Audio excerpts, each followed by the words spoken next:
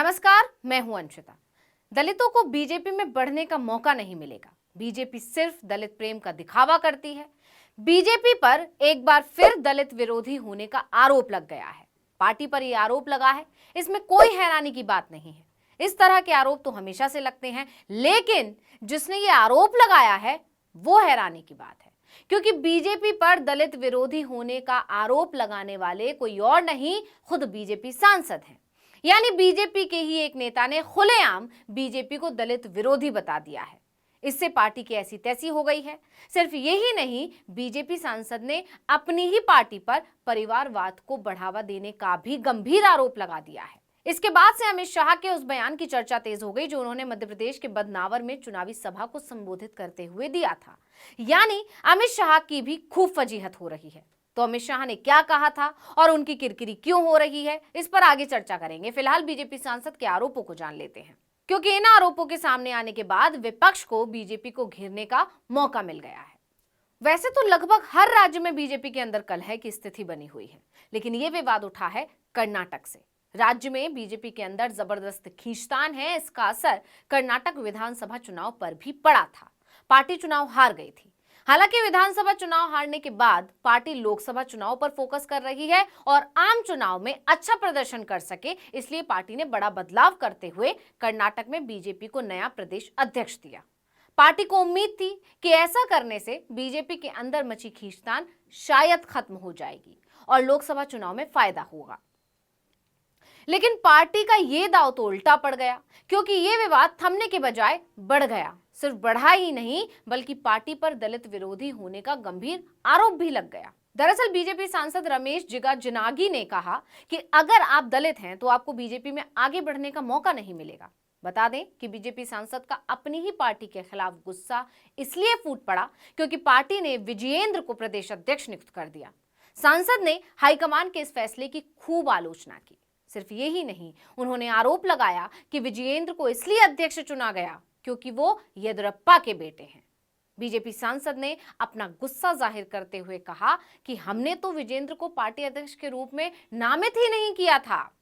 Party high command ने उसका नाम इसलिए सामने रखा क्योंकि वो येदियुरप्पा के बेटे को पार्टी अध्यक्ष बनाना चाहते थे। हम ईर्ष्यालु नहीं हैं, हमने एक होने का सपना भी नहीं देखा है। वैसे भी हम पहले से ही जानते हैं कि हम दलित हैं। ये हमने चुनाव और लोकसभा में भी देखा है।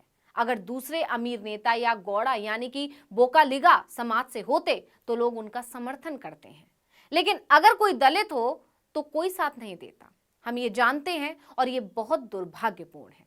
रमेश ने कहा कि विजयेंद्र को हाईकमान ने पार्टी प्रेसिडेंट बनाया है, भगवा दल से जुड़े राज्य के नेताओं ने नहीं बनाया। यानी बीजेपी सांसद के मुताबिक पार्टी में या तो पैसे वालों की पूछ है या सवर्णों की।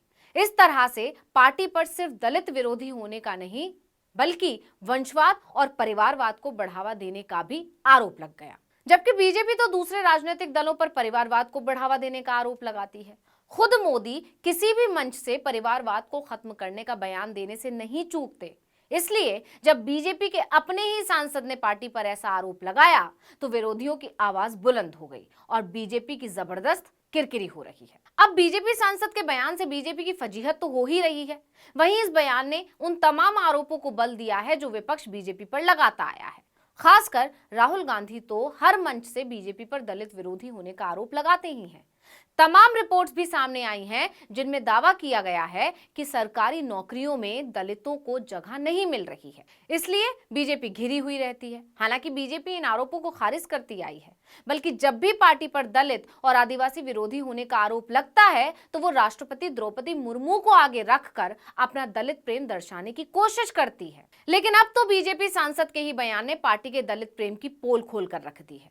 अब पार्टी सिर्फ दलित विरोधी होने के लिए नहीं घिर रही है, बल्कि परिवारवाद को बढ़ावा देने के लिए भी घिर रही है। और क्योंकि ये आरोप विपक्ष या किसी विरोधी ने नहीं, बल्कि खुद बीजेपी के सांसद ने लगाया है, इसलिए पार्टी के लिए अपनी इज्जत बचाना भारी पड़ गया। जरा सोचिए कि जो पार्टी खुद चिल्ला चिल्लाकर दूसरे दलों पर वंशवाद को बढ़ावा देने का आरोप लगाती है। ज्यादा पुरानी बात ना करें तो खुद गृह मंत्री अमित शाह ने दिवाली से पहले मध्य प्रदेश चुनाव में प्रचार करते हुए कहा था कि दिवाली के बाद वंशवाद खत्म हो जाएगा। ये कांग्रेस पार्टी परिवारवादी पार्टी, कमलनाथ जी को कांग्रेस ने नेता बनाया क्या मनावर वालों वो आपके भले के लिए काम करेंगे क्या? नहीं करेंगे। उनके मन में है नकुल नाथ को मुख्यमंत्री बनाना, और सोनिया जी के मन में है राहुल गांधी को प्रधानमंत्री बनाना। अब उसी पार्टी के अपने ही सांसद कह रहे हैं कि विजेंद्र को इसलिए अध्यक्ष चुना गया क्योंकि वो पूर्व सीएम येदियुरप्पा के बेटे हैं। यानी बीजेपी के अंदर वंशवाद सिर्फ पनप ही नहीं रहा है बल्कि फल फूल रहा है। ये पार्टी की छवि को काफी नुकसान पहुंचा सकता है। इसके बाद से अमित शाह और बीजेपी की फजीहत हो रही है।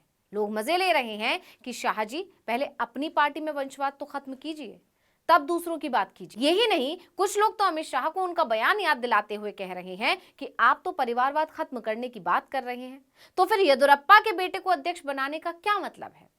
यानी कि जितना बीजेपी दलित विरोधी होने वाले बयान पर घिरी है, उससे कहीं ज्यादा परिवारवाद को बढ़ावा देने वाले बयान पर घिर गई है। तो इस वीडियो में इतना ही। आपसे अनुरोध है, यूट्यूब पर हमारे चैनल आर्टिकल 19 इंडिया को सब्सक्राइब कीजिए, फेसबुक पर लाइक कीजिए, कमेंट करके बताइए आपको हमारा ये वीडियो कैसा लगा। आने वाले दिनों में हम और किन मुद्दों पर वीडियो बनाएं ये भी जरूर बताइएगा। ट्विटर हैंडल है आर्टिकल 19_इंडिया, इसे भी फॉलो कर लीजिए। नमस्कार। ये कांग्रेस पार्टी परिवारवादी पार्टी, कमलनाथ जी को कांग्रेस ने नेता बनाया। क्या मनावर वालों वो आपके भले के लिए काम करेंगे क्या? नहीं करेंगे। उनके मन में है नकुल नाथ को मुख्यमंत्री बनाना, और सोनिया जी के मन में है राहुल गांधी को प्रधानमंत्री बनाना। जो अपने बेटे बेटियों के लिए काम करते हैं वो देश का भला कर सकते हैं क्या? जोर से बोलो, कर सकते हैं क्या? मध्य प्रदेश में 3 परिवार है, एक कमलनाथ जी का, दूसरा बंटाधार दिग्विजय जी का, और तीसरा है राहुल गांधी सोनिया गांधी का गांधी परिवार। हमारे यहां गुजरात में कहते हैं 3 तिगड़ा तो काम। देखिए, आप सभी बोलने लगे, मैं फिर से बुलाता हूं, 3 तिगड़ा, मगर यहां अलग है। आदेश गांधी परिवार का चलता है, निर्देश कमलनाथ जी का चलता है, और गलती होती है तो चाटा दिग्विजय सिंह को लगा देते हैं।